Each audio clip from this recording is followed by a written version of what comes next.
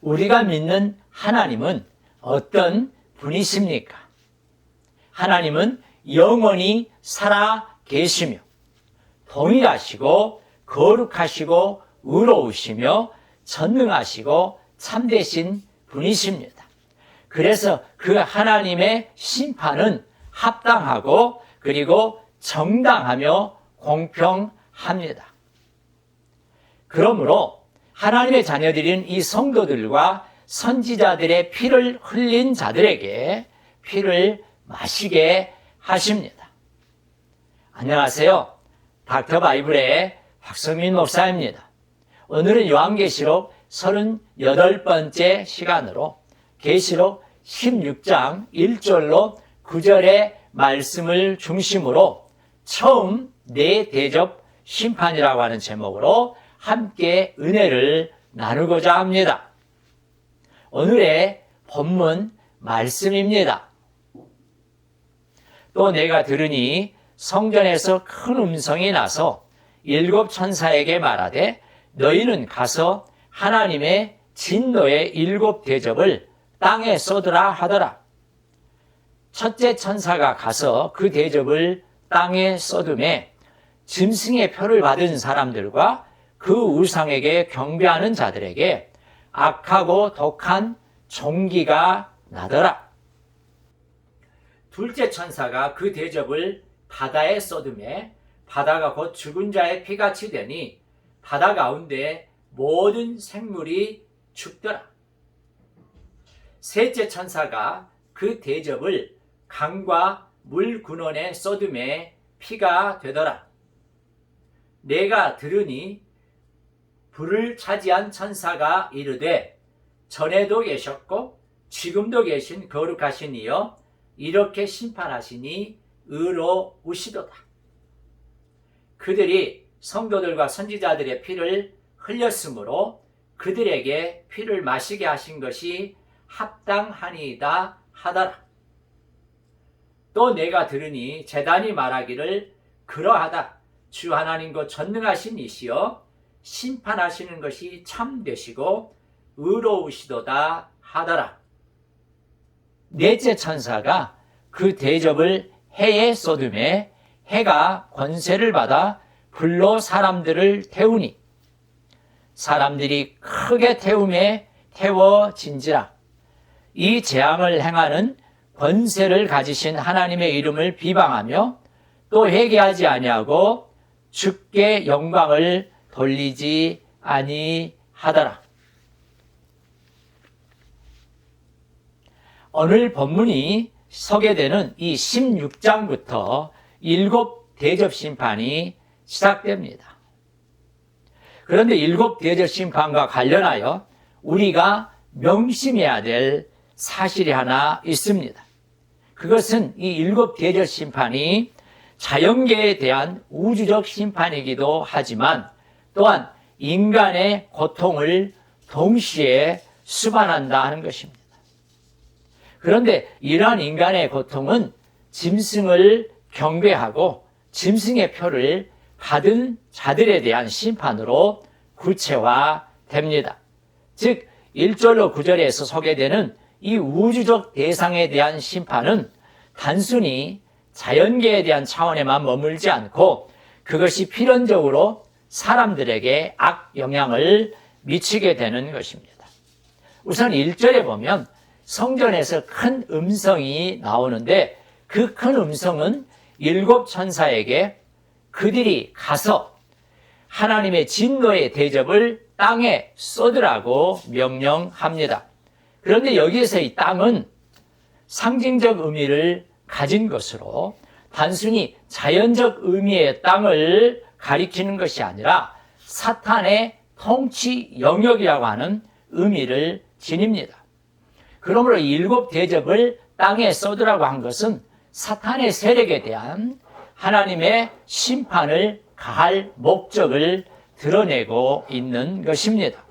이제 2절에서는 이 대접을 땅에 쏟자 짐승의 표를 받은 자들과 우상에게 경배하는 자들에게 악하고 독한 종기가 나기 시작합니다.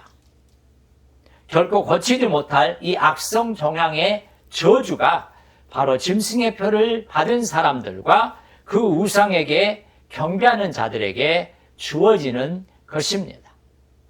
다음 3절에는 두 번째 천사가 대접을 바다에 쏟는 심판을 담고 있습니다. 그 결과 바다는 죽은 자의 피같이 되어 바다 가운데 있는 모든 생물이 죽어버립니다. 또한 4절은 세 번째 천사의 대접 심판을 소개합니다. 여기에서는 대접을 강과 물 근원에 쏟는 장면을 묘사하고 더불어 하나님의 심판에 대한 정당성을 노래하고 있습니다. 우선 대접을 강과 그 물 근원에 쏟자 피가 됩니다. 두 번째 대접 심판으로 바다가 피처럼 되었듯이 이번에는 강과 물 근원이 피처럼 됩니다. 그런데 이 5절과 6절에서 사도 요한은 물을 차지한 천사가 말하는 것을 듣습니다. 우선 이 물을 차지한 천사는 하나님을 향해서 전에도 계셨고 지금도 계신 거룩하신 이여라고 소리칩니다. 이것은 요한계시록 1장 4절에 이제도 계시고 전에도 계셨고 장차 오실 이로 언급되었던 하나님의 이름 중에 장차 오실 이를 거룩하신 이로 바꾼 것입니다. 그런데 이러한 변화가 생긴 이유는 하나님의 심판을 논하는 문맥에서 거룩하신 하나님을 드러내기 위해서입니다. 그 다음 문장인 이렇게 심판하시니 의로우시도다가 이 사실을 잘 드러내고 있습니다. 즉 하나님의 거룩하심과 의로우심은 하나님의 심판에 의해서 입증된다 하는 것입니다. 계속해서 6절은 하나님의 공의가 어떻게 작용되는가를 구체적으로 보여줍니다. 즉 하나님께서 그들을 심판하시는 이유가 그들이 성도들과 선지자들의 피를 흘렸기 때문이라 하는 것입니다. 저들이 성도들의 피를 흘리게 했기 때문에 그들로 피를 마시게 하는 것은 합당한 일이며 이것은 하나님의 심판의 정당성을 말해주고 있습니다. 다음으로 7절은 5절에서 6절에 대한 응답으로 제단으로부터 흘러나온 말씀입니다.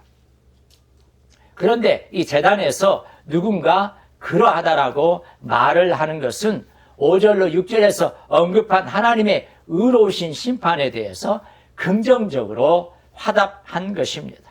거룩하시고 전능하신 하나님께서 행하신 심판은 참되고 의로울 수밖에 없습니다. 마지막으로 8절로 9절은 네 번째 천사의 대접 심판을 기록하고 있습니다. 우선 네 번째 이 천사는 대접을 해에 쏟습니다. 그러자 해가 하나님으로부터 권세를 받아서 불로 사람들을 태우기 시작합니다. 그런데 이 해가 태우는 심판은 짐승의 표를 받고 그리고 짐승을 향해서 경배하는 자들을 향한 심판임이 분명합니다. 왜냐하면 이들이 하나님의 이름을 비방하고 있기 때문입니다.